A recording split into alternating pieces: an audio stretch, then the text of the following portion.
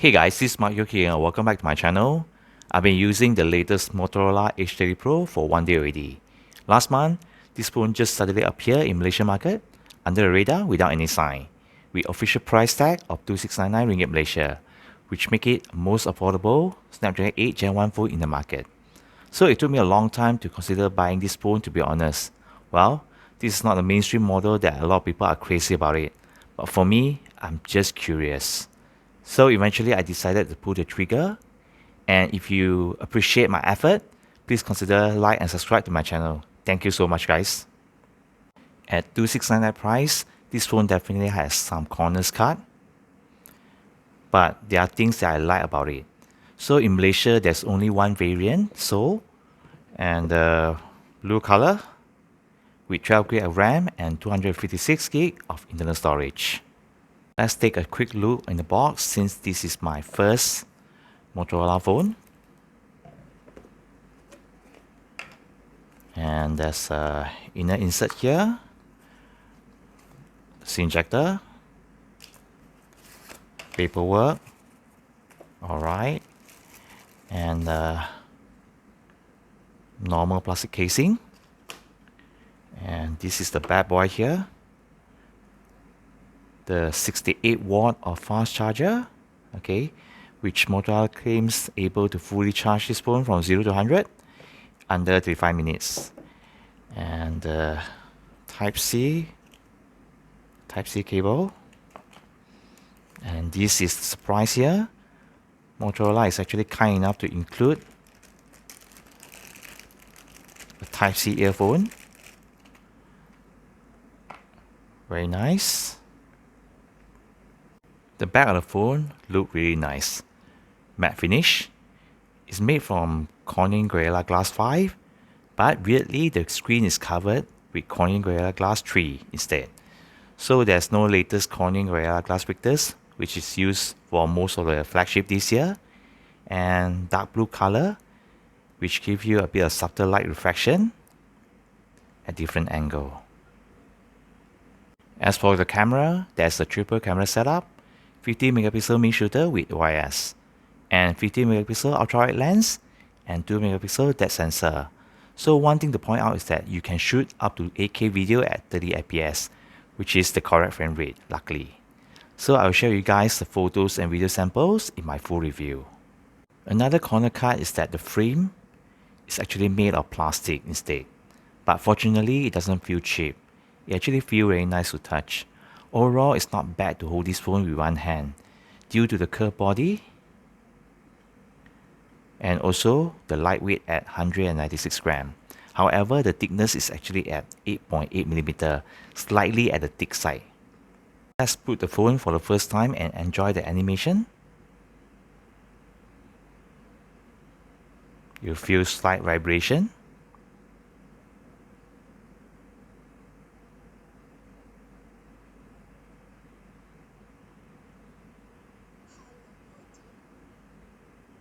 Pretty fast. A lot of reviews out there who are not so happy with the placement of the volume buttons and the fingerprint scanner / on-off button. So they claim that it's actually too high up. For me, I use my left hand to actually hold my phones. So my index finger actually rests naturally on the on-off button every time when I unlock the phone. But I do agree that the volume buttons are actually at the odd position. It would be nice if they are at the left side of the phone, whereby my thumb can easily access to it. Oh yeah, just in case you guys miss it, another corners cut is that there's no on-screen fingerprint sensor to unlock this phone, although the screen is actually made of OLED.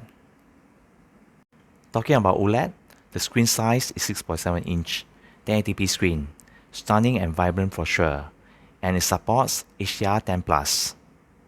The refresh rate can go up to a maximum 144Hz all the time if you choose the 144Hz option, and there's no variable refresh rate. And if you choose auto, you'll be at maximum 120Hz. But I've tried some of the apps like YouTube, Facebook, Contact, etc. The refresh rate will stay on 120Hz. But of course, if you need more battery life, you can always opt for the 60Hz refresh rate. Seriously, the 144Hz refresh rate is super smooth. Very enjoyable. One thing to point out is that there's a whopping 60 megapixel selfie camera, which is the highest in the industry. Nice. So let's get down to the real business, the user interface here. This phone is running on the latest Android 12, which is very near to Pixel stock Android. Very clean and simple user interface, fast and fluid.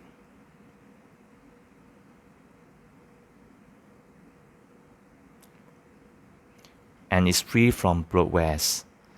And you have stock Android widgets here available.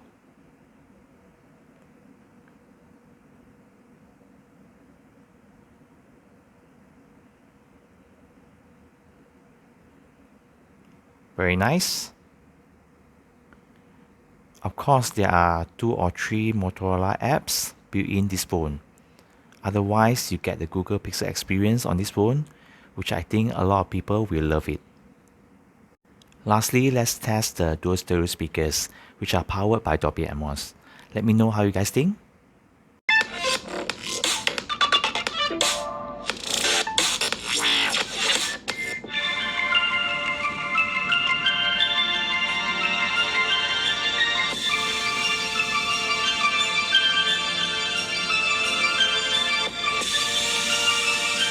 So there you go guys, my in-depth experience on the latest Motorola H30 Pro.